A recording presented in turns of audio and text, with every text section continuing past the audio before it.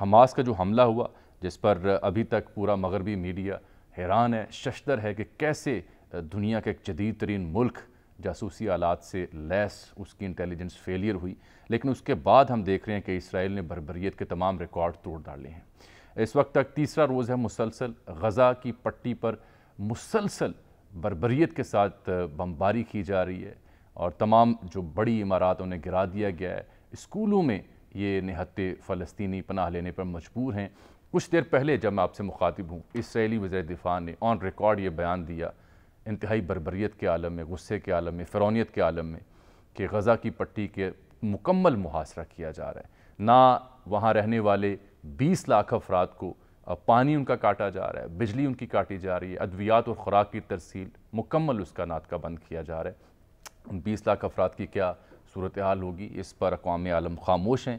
البتہ روس نے اور سعودی جو وزارت خارجہ ہے وہ مسلسل عالمی قوتوں کو چکنا کرنے کی کوشش میں مصروف ہیں تاکہ کوئی حل نکل سکے۔ جنگ بندی کی بات پر زور دیا جا رہا ہے۔ کچھ دیر پہلے خبر یہ بھی آئی کہ جو قیدیوں کا تبادلہ، یعنی حماس کے جو قیدی اسرائیلی جیلوں میں اور جو حماس نے حالیہ آپریشن کے نتیجے میں بڑے اہم جو فوجی جو جرنیل ہیں اور فوجی سربراہان ہیں اسرائیلی فوج کے، ان کو قبضے میں لیا، ان کے تبادلے کی صورت ایک نکل سکتی ہے، لیکن وہ کب نکلے گی اس کا علم نہیں ہے۔ البتہ غزہ کی صورتحال پر آج میں تفصیلی آپ سے بات کرنا چاہ رہا ہوں۔ 1947 کے بعد یہ 2 دہائی جو پٹی ہے، ہم نقشے پہ بھی دکھائیں گے آپ کو، چھوٹی سی 140 اسکوائر کلومیٹر پر مبنی یہ غزہ کی پٹی ہے، دنیا کا گنجان آباد ترین یہ علاقہ ہے، اور ہیومن رائٹس واچ نے اس کے اوپر لکھا تھا کہ یہ اوپن ایئر پریزن ہے پوری دنیا میں۔ واشنگٹن ڈی سی سے بھی کم یہ رقبہ ہے غزہ کی پٹی کے، جہاں 20 لاکھ افراد بستے ہیں۔ 65% لوگ یہاں پر اسرائیلی محاصرے کی وجہ سے خط غربت سے نیچے زندگی گزارنے پر مجبور ہیں۔ 40 سے 50% لوگ یہاں پر بے روزگار ہیں۔ 63 سے 65% لوگ جو یہاں پہ بستے ہیں غزہ پہ، نہتے مسلمان فلسطینی، یہ بھوک اور افلاس کا شکار ہیں۔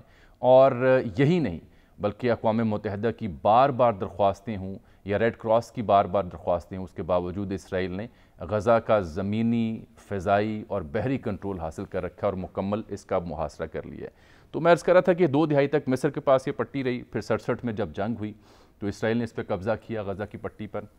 38 برس اسرائیل اس پہ قابض رہا۔ پھر 2005 میں کسی حد تک انخلا کیا اسرائیل نے، جو ایک انٹرنیشنل سیٹلمنٹ ہوئی تھی، لیکن اس کے باوجود جو غزہ میں رہنے والے ہیں، میں میپ آپ کو دکھاتا ہوں، تو اگر آپ دیکھیں صرف ایجپٹ میں رفح کا علاقہ بنتا ہے جہاں پہ وقفے سے کچھ لوگ آ جا سکتے ہیں۔ اس کے علاوہ جو اس کا زمینی رستہ ہے اسرائیل کے ساتھ، چونکہ محاصرہ اس پٹی کا، وہاں فلسطینی نہیں جا سکتے۔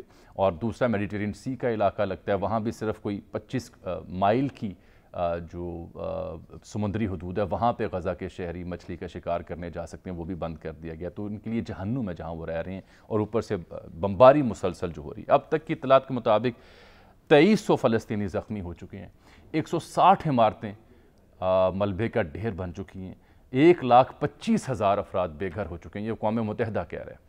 اور جہاں تک حماس کا آپریشن ہے، اس میں اب تک 500 قریب جو 700 سے زائد جو اسرائیلی ہیں وہ مارے گئے ہیں، جبکہ اسرائیلی حملوں میں 400 سے زائد فلسطینی جو ہیں وہ شہید ہو چکے ہیں۔